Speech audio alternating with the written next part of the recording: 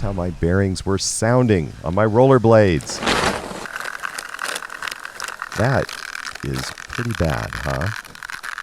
But there's a big problem with oiling rollerblade rollers. It's usually not that easy, especially if you want to get a heavy grease or a heavy oil in. The rubber seal around a sealed bearing is very, very difficult to get past. But I've got an easy solution for all sealed bearings.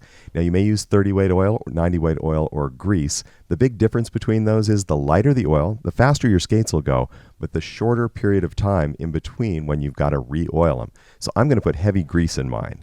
Most aggressive skaters would use a 90 weight oil.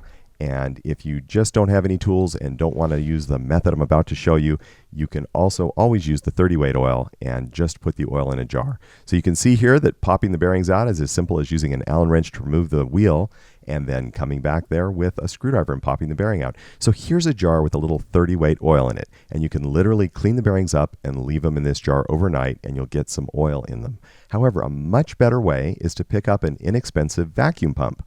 This is from Harbor Freight, and it's about $15 on sale most of the time. This is a little electrical one from an electronics store, and they're about $9. So pick up a vacuum pump if you want to do something really cool with your bearings.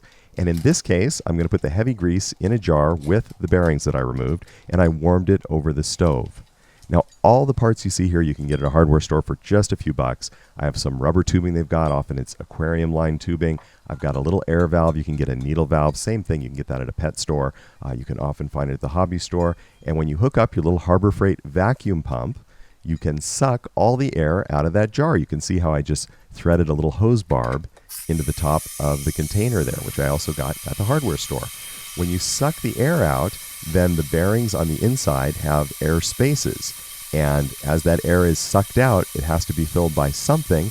And so the oil or the grease fills the bearing. Isn't this cool? This was something I really thought was amazing. And that was the fact that you can see divots in the oil on the top there where the oil was sucked into the bearing. So they were absolutely packed with oil beautifully. You simply replace those bearings in your wheels. The order that they're usually put in was shown there. And listen to the new sound here.